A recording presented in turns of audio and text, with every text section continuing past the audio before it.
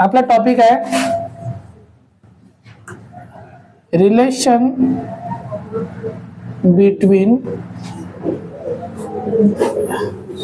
linear velocity and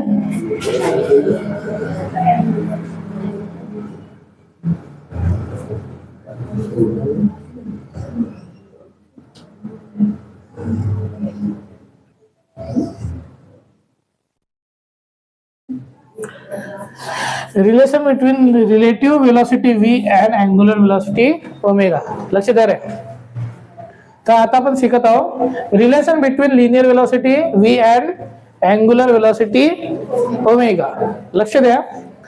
या ठिकाणी दिसत आहे जेव्हा एखादा मोशन आहे, हा मोशन आहे पार्टिकल आहे, हा पार्टिकल आहे, अँटी क्लॉकवाइज फिरत आहे. कसा? घड्याळाच्या उलट्या दिशेने, काटांच्या उलट्या दिशेने. लक्ष द्या. ही आजी झाली velocity, linear velocity. Linear velocity हमेशा टँजेन्शियल असते.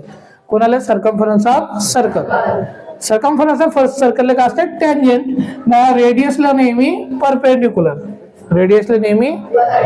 जेव्हा अँग्युलर वेलोसिटी ओमेगा ची डायरेक्शन काढण्यात येते, तर डायरेक्शन काढण्यासाठी एक रूल असते, त्याला म्हणतात राईट हँड थंब रूल. कोणता rule?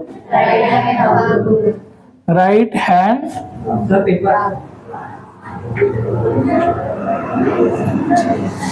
Right hand thumb rule. Okay, सर्वजण लक्ष द्या. राईट हँड थंब रूल आपण 10वी मध्ये शिकला होता.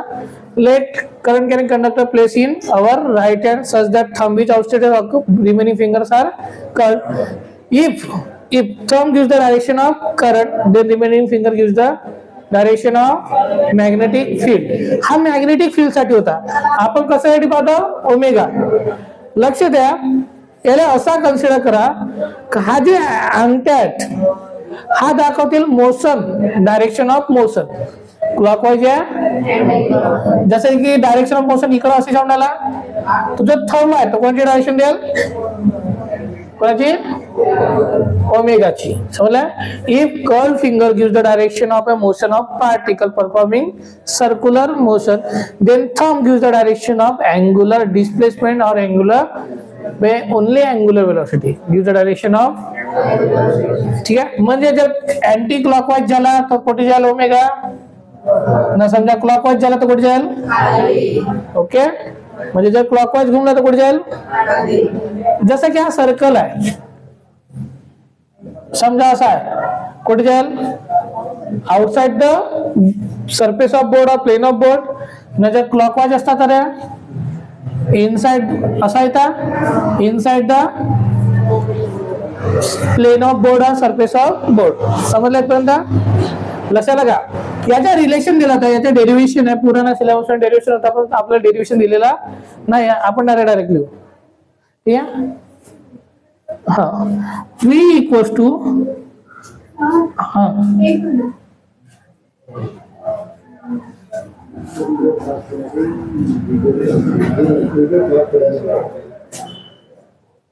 हे भगवान.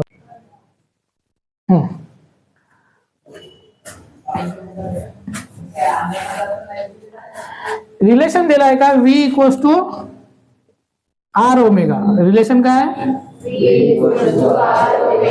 कोणत्या फॉर्म मध्ये आहे? Scalar form. कोणता? ओके. कोणत्या फॉर्म मध्ये आहे? लक्षाला का? काय प्रॉब्लेम कोणाला? अरे कोणाला काय प्रॉब्लेम आहे का? लक्ष द्या. नेक्स्ट, इन वेक्टर फॉर्म दोन्ही एकमेकाला कसं आहेत? परपेंडिक्युलर. आर ना ओमेगा आहे, परपेंडिक्युलर आहेत. ठीक आहे. त्याला लिहितात ओमेगा क्रॉस आर. का लिहितात?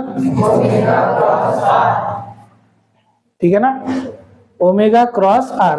म्हणजे जर तुम्ही ओमेगावर बोटा ठेवल्या न कोणाकडे आणल्या? आर, तर डायरेक्शन कोणाची भेटल?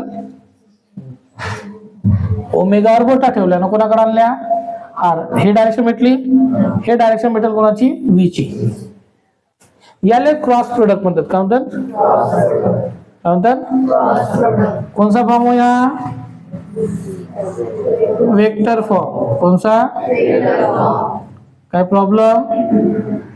समजला इथपर्यंत? ओमेगाचे डायरेक्शन कोणत्या रूलला घेतात? किंवा स्क्रू रूल. स्क्रू पता है ना, जर क्लॉकवाइज घुमवला तर अंदर जाते, अँटी क्लॉकवाइज घुमवला तर बाहेर येते, बरोबर आहे. म्हणजे त्याच्यामध्ये बी दोन प्रकारचे थ्रेड्स होतात, left hand threads and right hand threads. Threads जसे तसे होते. आता पताला काय काय बोल्ट तुम्ही टाईट करा त्याच्या आता खुलतात, ते कोणावर डिपेंड करतात? थ्रेड्स. किती लाईन लाईन असतात ना बोल्ट मध्ये त्याच्यावर. पण हे कोणत्या रूलला सांगू शकता? स्क्रू रूल किंवा right hand thumb rule. Okay. Next topic आहे आपला अँग्युलर ऍक्सलरेशन. काय? याचा सिम्बॉल आहे अल्फा. काय?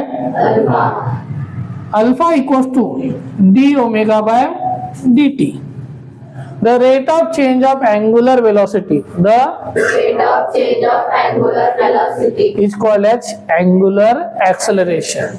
The rate of change of angular velocity is called as angular acceleration. कोणाला प्रॉब्लेम आहे याच्यात?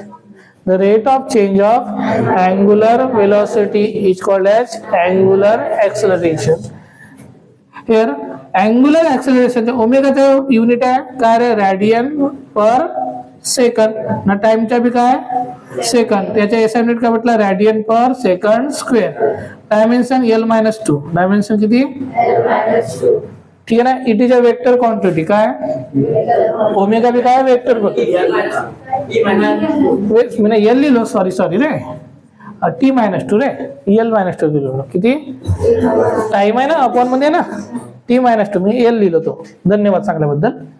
ठीक आहे ना. मी म्हटलो T असेल, लिहिलो असेल L. ठीक आहे. हे कोणती क्वांटिटी आहे? वेक्टर. आता लक्ष द्या, मोशन दोन प्रकारचे राहते, ऍक्सलरेटेड अँड डिऍक्सलरेटेड.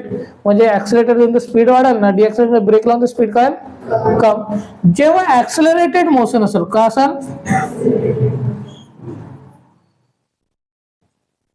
कोणसा मोशन? तर हा समजा अँटी क्लॉकवाइज मोशन आहे एखाद्या पार्टिकलच्या. ठीक आहे ना. तर ओमेगाचे डायरेक्शन वर येईल, तर अल्फाची डायरेक्शन काय? सेम. जर ऍक्सलरेटेड मोशन असेल तर ओमेगा ना अल्फाची डायरेक्शन काय राहते? सेम. समजला काय प्रॉब्लेम? अरे समजला का? जर ऍक्सलरेटेड मोशन असेल तर ओमेगा ना अल्फाची डायरेक्शन काय राहते? Same.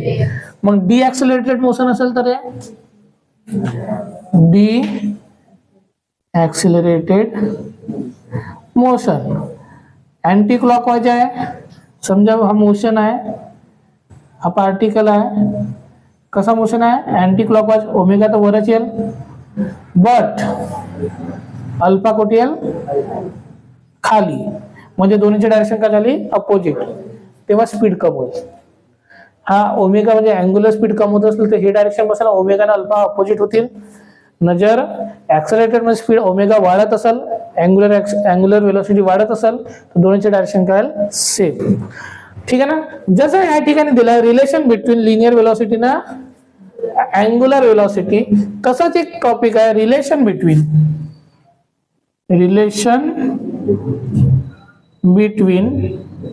linear acceleration and angular acceleration. Relation between linear acceleration and ठीक आहे ना. या ठिकाणी पहा A equals to R alpha, equals to R म्हणजे रेडियस, अल्फा म्हणजे अँग्युलर ऍक्सलरेशन, ए म्हणजे लिनियर ऍक्सलरेशन. ठीक आहे ना. काय प्रॉब्लेम? आपण वेक्टर फॉर्म मध्ये लिहू शकतो ना. A equals to alpha cross r equals to. Okay. कोणसा फॉर्म? Scalar form. काय प्रॉब्लेम आहे कोणाला? अरे कोणाला काय प्रॉब्लेम आहे? हा समजल्यापर्यंत एकदम रिपीट का. आपण अँग्युलर वेलोसिटी शिकला होता. The rate of change of angular displacement is called as angular velocity. काही प्रॉब्लेम होती कोणाला? ठीक आहे ना. रिलेशन बिटवीन अँग्युलर वेलोसिटी ना लिनियर वेलोसिटी काय? V equals to R omega. V equals to omega cross r. समजला? Scalar form. ठीक आहे ना. आपण पाहिला होता अँग्युलर ऍक्सेलरेशन काय, the rate of change of angular velocity is called as angular acceleration S in radian per second square dimension t-2. Okay, आपण मग पाहिलं त्याच्यात ऍक्सेलरेटेड मोशन असेल तर अल्फा ना ओमेगाची डायरेक्शन कराल सेम, डी ऍक्सेलरेटेड मोशन असेल तर अल्फा ना ओमेगाची डायरेक्शन कराल अपोजिट. समजला.